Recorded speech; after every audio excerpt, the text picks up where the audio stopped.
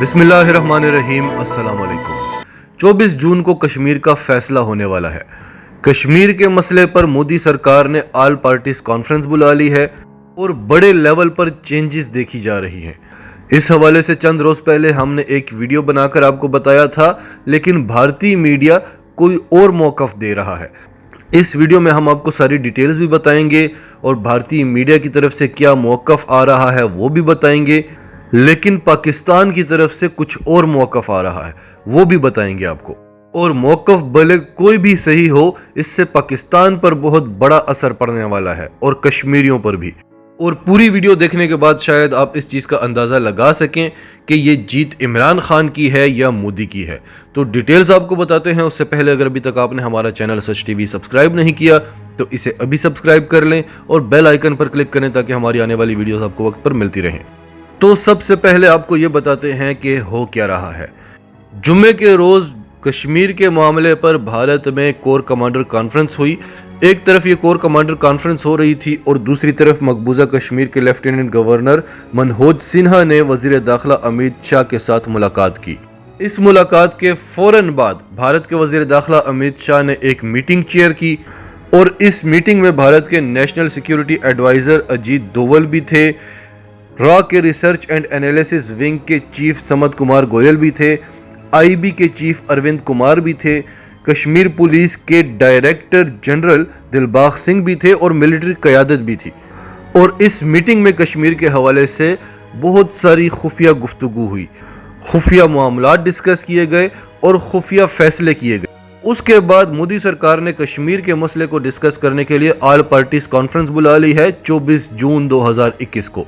और इस कॉन्फ्रेंस की जो खास बात यह है कि इसमें कश्मीर की पार्टियों को भी बुलाया गया है और उन पार्टियों को बुलाया गया है जो प्रो इंडिया हैं, जो प्रो दिल्ली हैं, यानी जो भारत के साथ तो रहना चाहते हैं, कश्मीर को आज़ाद नहीं कराना चाहते, कश्मीर को पाकिस्तान के साथ नहीं मिलाना चाहते, भारत के साथ रहना चाहते हैं, लेकिन वो ये भी चाहते हैं कि आर्टिकल 370 को बहाल कर दिया जाए, कश्मीर की जो खसूसी हैसियत है वो बहाल कर दी जाए।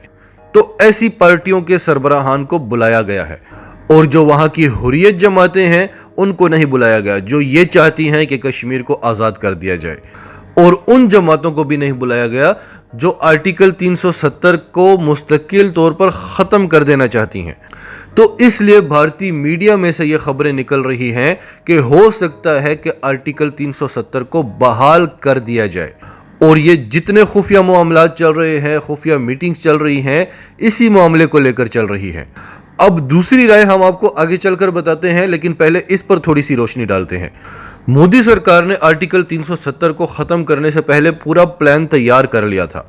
उसने देख लिया था कि पाकिस्तान पर किसी भी किस्म के इल्ज़ामात लगाते जाओ, पाकिस्तान अपनी सफाई तक नहीं देता। और पाकिस्तान अगर हमारे जासूस भी पकड़ ले तो उनके खिलाफ भी पाकिस्तान का वज़ीर आज़म कोई बात नहीं करता। यहाँ तक कि पाकिस्तान के खिलाफ कोई छोटा मोटा फेक ऑपरेशन भी कर लिया जाए तो भी पाकिस्तान खामोश ही रहता है। तो मोदी को यह लगा कि बड़े आराम से वो आर्टिकल 370 का खात्मा कर देगा, कश्मीर का मसला हमेशा हमेशा के लिए ख़त्म हो जाएगा और उसके बाद वो क्लेम करेंगे आज़ाद कश्मीर पर और गिलगित बल्तिस्तान पर।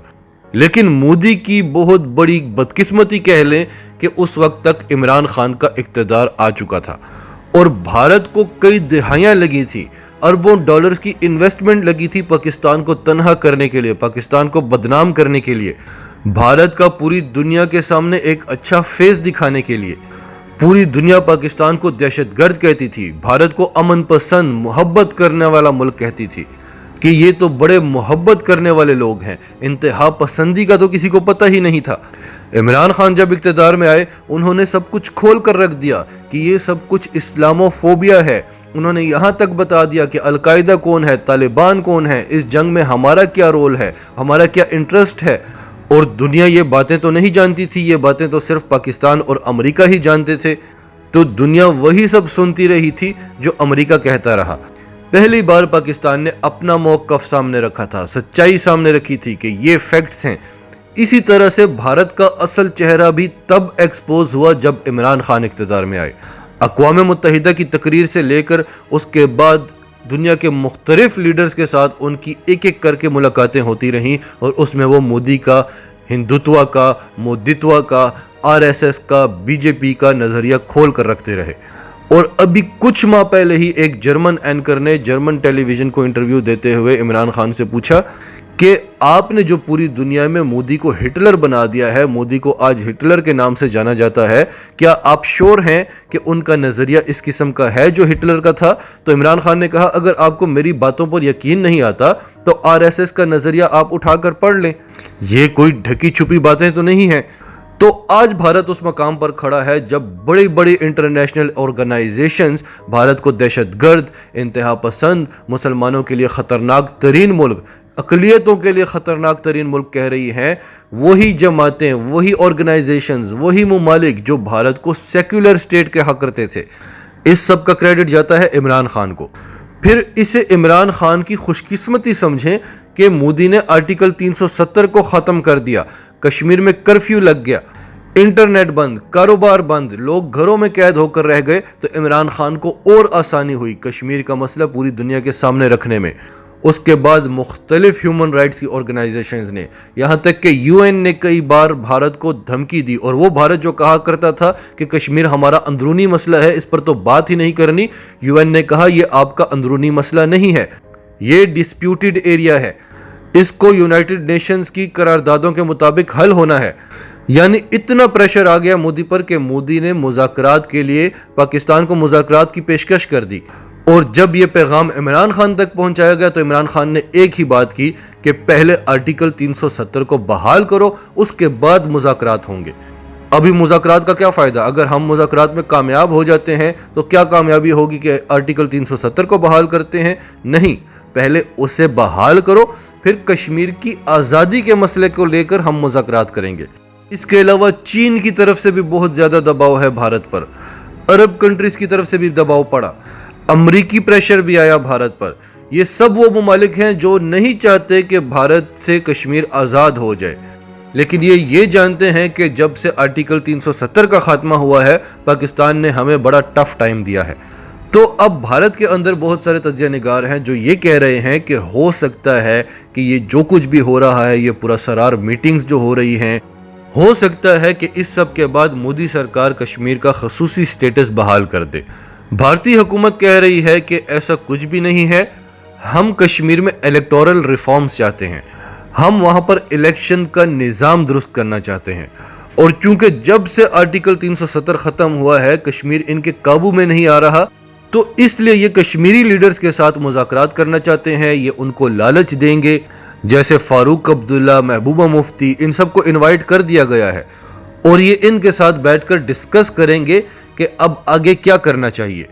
और ये वो रहनुमा हैं कश्मीर के जो कश्मीर की आज़ादी नहीं चाहते, जो भारत के साथ ही रहना चाहते हैं, लेकिन ये चाहते हैं आर्टिकल 370 को बहाल कर दिया जाए। तो चांसेस हैं कि आर्टिकल 370 को बहाल कर दिया जाए। दूसरी तरफ पाकिस्तान को यह लगता है और कश्मीरियों को यह लगता है कि इलेक्टोरल रिफॉर्म्स के बहाने ये कश्मीर को डिवाइड कर देंगे 3-4 हिस्सों में। कश्मीर का कुछ इलाका लद्दाख में डाल देंगे, कुछ जम्मू में डाल देंगे, हो सकता है एक छोटा सा कश्मीर ये छोड़ दें, ताकि अगर मुस्तकबिल में पाकिस्तान के हक में फैसला भी होता है तो वही कश्मीर पाकिस्तान को मिले। लेकिन यह भी हो सकता है कि कश्मीर को मुकम्मल तौर पर ख़त्म कर दिया जाए, कुछ इलाका जम्मू के हवाले कर दें, कुछ लद्दाख के हवाले कर दें, और डिवीज़न इस तरह से हो कि मुसलमान अक्सरियत अक़लियतों में बदल जाए। और कल को अगर अक़वाम मुत्तहिदा की करारदादों के मुताबिक रेफरेंडम करवाना पड़ता है तो जम्मू में भी अगर रेफरेंडम कराया जाए तो वहाँ भी अक्सरियत हिंदुओं की हो, और लद्दाख में भी रेफरेंडम हो तो वहाँ भी अक्सरियत हिंदुओं की हो। और यही वजह है कि मज़ीद फ़ौजें कश्मीर में तैनात की जा रही हैं, बंकर्स बनाए जा रहे हैं, और फिर भी इनको डर लग रहा है, फिर भी इनको ख़तरा है। इसलिए ये अब कश्मीर के जो रहनुमा हैं, सो कॉल्ड रहनुमा, उनको भी अपने साथ मिला रहे हैं। ऑब्वियसली ये उनको बहुत बड़े बड़े लालच देंगे और उसके बाद ये कुछ बड़ा करने वाले हैं। इस हवाले से पाकिस्तान के दफ्तर खारजा ने इंटरनेशनल कम्युनिटीज़ को तंबीह की है कि कश्मीर में भारत फिर कोई इलीगल एक्टिविटीज़ करने वाला है, और इस बारे में हम आपको बार बार बता रहे हैं। और ये कोई नया मसला नहीं है, ये मसला रिकॉग्नाइज्ड है, यूएन में ये मसला पड़ा हुआ है और यूएन इस मसले का रिजोल्यूशन दे चुका है। और पाकिस्तान बार बार ये काम क्यों कर रहा है, साथ साथ पूरी दुनिया को अलर्ट क्यों कर रहा है? क्योंकि कल को अगर हमें कोई कदम उठाना पड़ता है तो दुनिया को पता हो। آپ کو کیا لگتا ہے کہ پاکستان کب تک یہ سب کچھ کرتا رہے گا؟ ٹھیک ہے، پاکستان جنگ نہیں چاہتا، پاکستان امن چاہتا ہے، لیکن آپ کو کیا لگتا ہے کہ پاکستان یہ سب کچھ آسانی سے ہونے دے گا کہ آپ کشمیر کو ختم ہی کر دیں اور ہم خاموش ہو کر بیٹھ جائیں گے؟ وہ پاکستان جو آذربائیجان ارمینیا کی جنگ میں جا کر مسائل کو حل کرواتا ہے، اسرائیل اور فلسطین کے معاملے میں اہم ترین رول پلے کرتا ہے، افغانستان میں دنیا کی سب سے بڑی سپر پاور کو نکالنے میں جو سب سے بڑا ہاتھ ہے وہ پاکستان کا ہے، تو پاکستان کا جو اپنا مسئلہ ہے، کیا پاکستان اس پر خاموشی سے بیٹھا رہے گا؟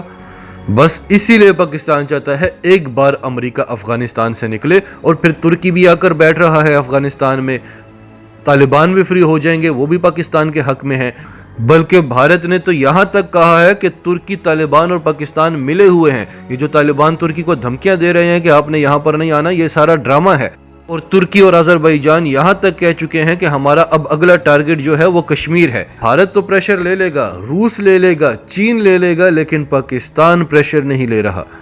جو کچھ خاص طور پر ان 3-4 ماہ میں عمران خان نے امریکہ کے ساتھ کیا ہے، روس اور چین بھی یہ سب کچھ کرنے کا نہیں سوچ سکتے۔ تو حالات بڑی تیزی کے ساتھ بدل رہے ہیں، پاکستان بھی بڑے لیول پر پلاننگ کر رہا ہے، بھارت بھی کر رہا ہے۔ اب دیکھنا یہ ہے کہ 24 جون کو کیا ہوتا ہے۔ آپ کو کیا لگتا ہے، کیا ہونے والا ہے؟ کمنٹس میں اپنی رائے کا اظہار ضرور کیا کریں، اور اگر آپ ہمارے چینل پر نئے ہیں تو ابھی سچ ٹی وی کو سبسکرائب کریں، سچ ٹی وی فیملی کا حصہ بنیں، اور ہماری ویڈیوز پسند آئیں تو انہیں لائک کریں، شیئر کریں، تاکہ زیادہ سے زیادہ لوگوں تک یہ میسیجز پہنچتے رہیں۔